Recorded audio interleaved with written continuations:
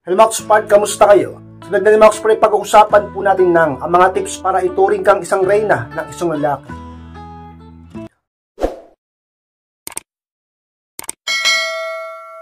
At kung handa na kayong lahat ay magsara po tayo at muli, be inspired!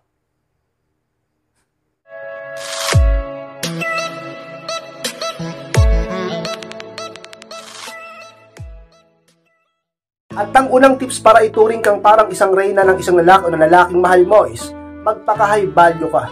Yes, Max pa dyan, tama po ang narinig nyo at nababasa nyo. Alam nyo mga Kuspard, isa yun sa pinaka-legit at talaga namang paraan upang ang partner mong lalaki mas lalo kang pahalagahan. Na tipong parang gagawin kanyang reyna sa buhay niya at mamahalin kanya ng lubusan. Yes, Max Kuspard, alam nyo, minsan, kailangan nyo ring mag-effort para mas lalo kang mahalin at pahalagahan ng asawa mo at ang boyfriend mo.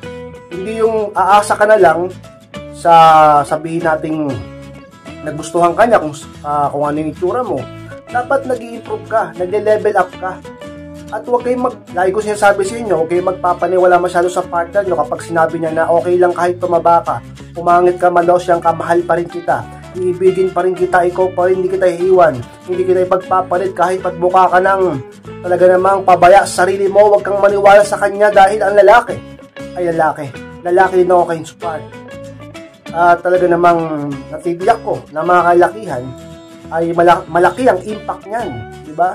Talaga naman kumukonect talaga yan sa pag-ibig. O minsan nakakalungkot isipin at masakit isipin na ang lalaki medyo nagbabago kapag yung partner niya ay nagpapabaya sa kanyang sarili. Pero kayo Kuspard, bilang isang babae kasi, gawin mo rin yung part mo. Responsibilidad mo yan. Baka sabihin ng iba kayo Kuspard, puro naman ganyan. Ang dami nang problema, yung mga anak namin, hindi na namin alam kung paano gagawin pag-aalaga. Hirap na kaming humanap ng pera, ang hirap ng buhay, tas ganyan pa, kayo Kuspard. Lalong maladadagan ang problema mo. Kapag yan ay nagbago sa'yo, di po ba kayo Kuspard? Mag-isip-isip ka. Kaya huwag mong pabayaan ang sarili mo. So yun sa mga tips ko sa inyo upang ituring kang parang isang reyna ng isang lalaki. Ayusin mong sarili mo. Araw-araw mag-effort ka na para madagdagan yung value mo. Magpaganda, magpa-sexy, mag-improve. Lahat ng pwede mong magawa. Sa personality mo, ayusin yung ugali mo, yung mga pangit sa'yo, tanggalin mo na. Yung mga hindi magagandang attitude mo at pakikisama mo sa tao at ginagawa mo sa partner mo, alisin mo na.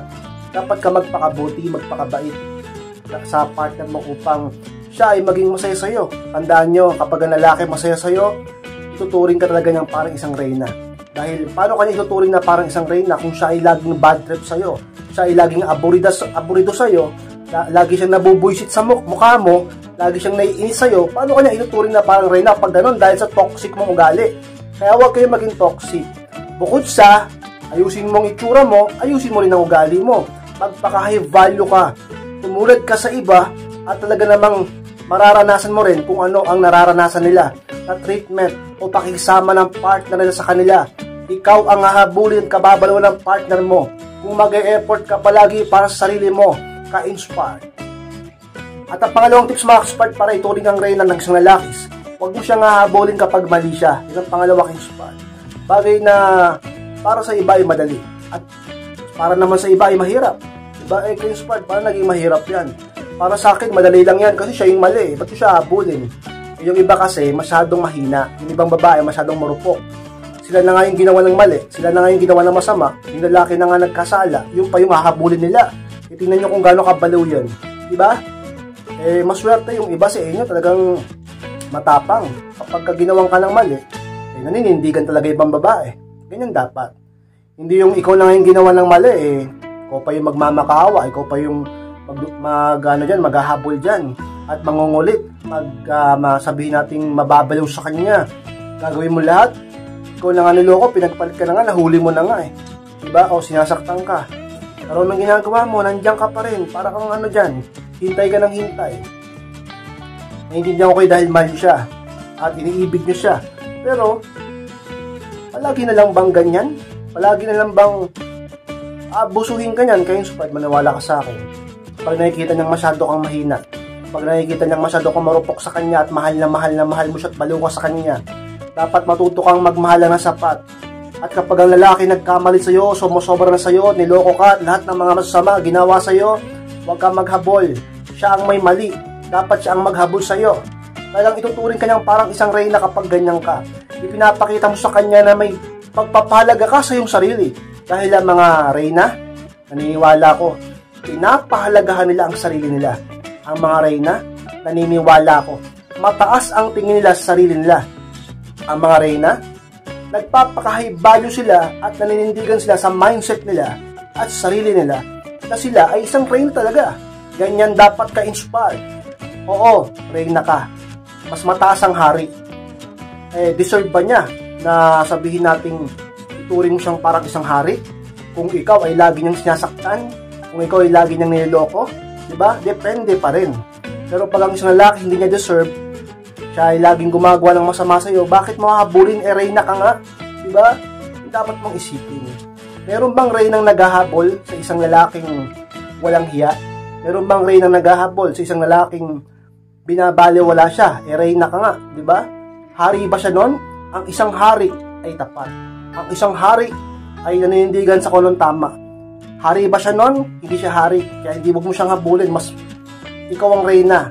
Kaya dapat huwag ka talaga maghabol. Kapag siya ang may mali, pag ikaw ang may mali, mag-sorry ka. Matuto kang magpakumbaba. Yung ibang babae kasi, sila na nga nagkamali, yung bababae, sila pang mataas.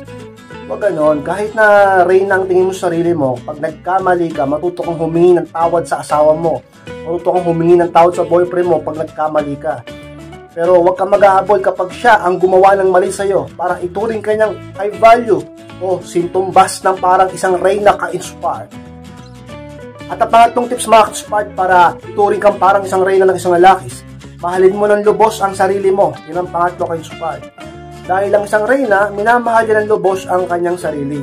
Dahil alam niya kung gaano siya kahalaga at kung gaano siya kahalaga sa mga tao na nagmamahal sa kanya. Alam niyo mga ka-inspired, dapat ganyan ang mindset niyo. Hindi yung ang mindset mo, mindset lang ng alipin. Ang mindset mo, mindset lang ng utusan. Ang mindset mo, mindset lang na mababa. Hindi wala kang masyadong pangarap.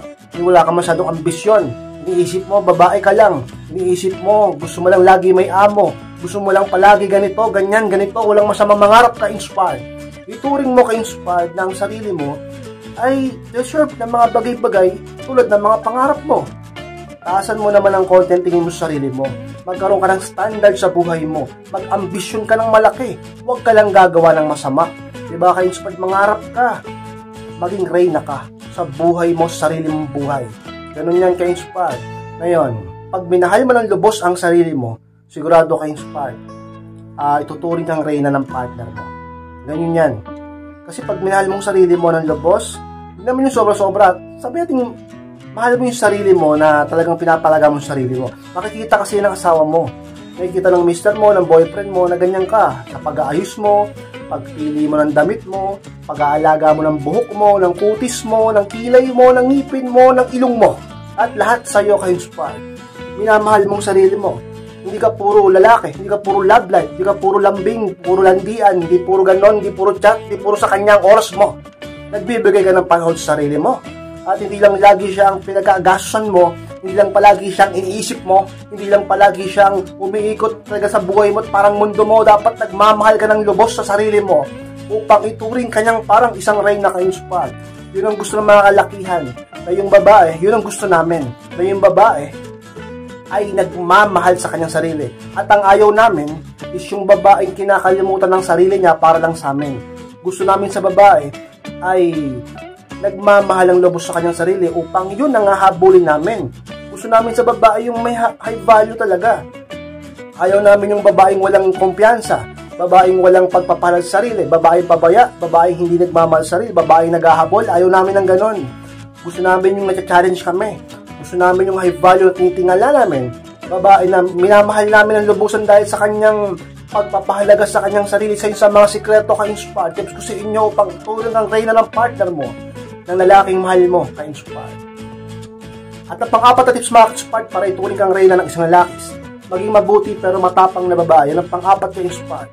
Ka-inspired, kapag ka ba naging mabuti ako pero matapang, magiging parang reyna ako sa partner ko? Oo naman mga ka-inspired.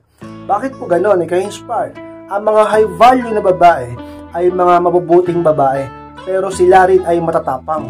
Ka-inspired yung mga high value na babae, mabubuti. Oo naman mga ka-inspired. Akala nyo, yun ang mga tunay na high value, diba? Hindi yung high value ka, ang pangit naman ang ugali mo, para sa akin hindi ka high value. Ang tunay na high value is yung babae na high value na nga, may maganda pang ugali. Dahil, alam nila kung paano kumausap sa kasing level nila at alam din nila kung paano makipag-usap sa mas mababa sa kanila.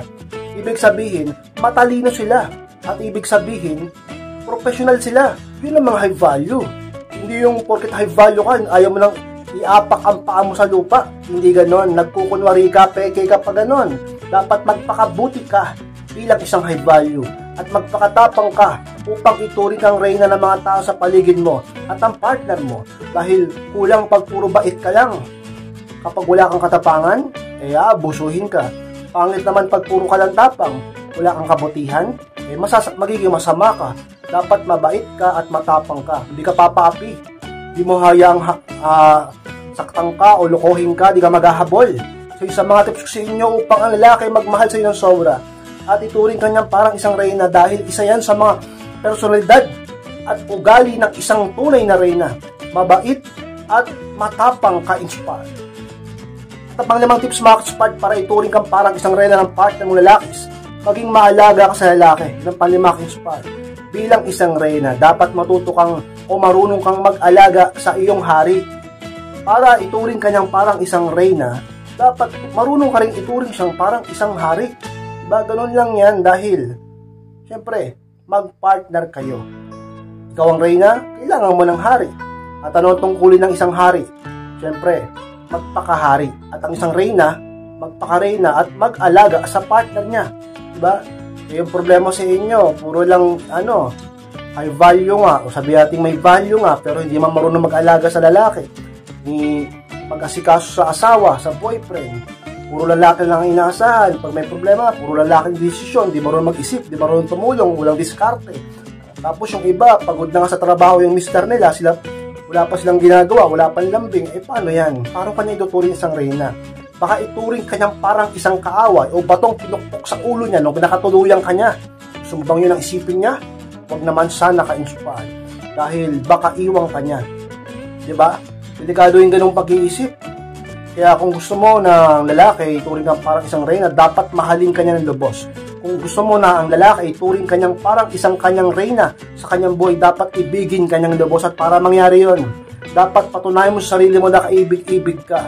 At sa mga sikreto upang makuha mo ang puso ng isang lalaki, ay maging maalaga ka sa kanya, sa mister mo, sa boyfriend mo. Sa mga sikreto upang ang lalaki mas lalo kang mahalin ng sobra at di niya kayang mawala ka. Sanayin mo siya sa pag-ibig mo at sa pag-aalaga mo sa kanya ka-inspired.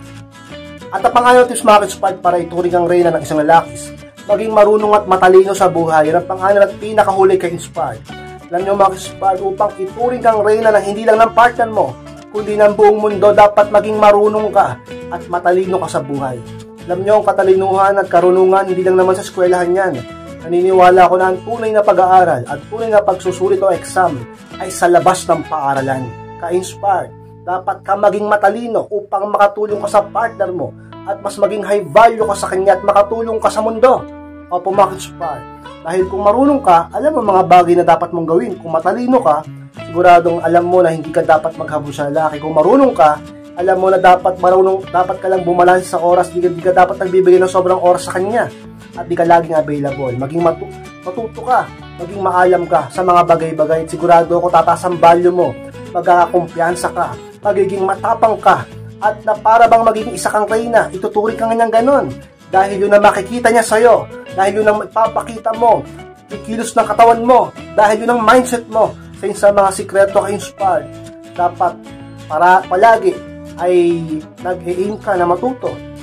Palagi, nag-aaral ka, at naghahanap ka ng mga bagong kaalaman dahil ikaw rin naman ang makikinabang yan. Magre-resulta yan ng mga magandang bagay. Makakatulong ka, hindi lang sa sarili mo, kundi sa partner mo. Tungkol sa buhay nyo, sa mga bagay-bagay, tuturing ka niyang parang isang asset sa kanyang buhay. Asset na nakakatulong sa kanya. Babae na talaga namang nagbibigay ng sigla sa kanya at inspirasyon upang magpatuloy pa sa mga laban ng buhay kahit maraming problema. Tuturing ka niyang parang isang reyna kasangga niya. Siya ang hari, ikaw ang reyna, na laging handang tumulong sa kanya. Reynang matalino at maaasahan ka-inspire.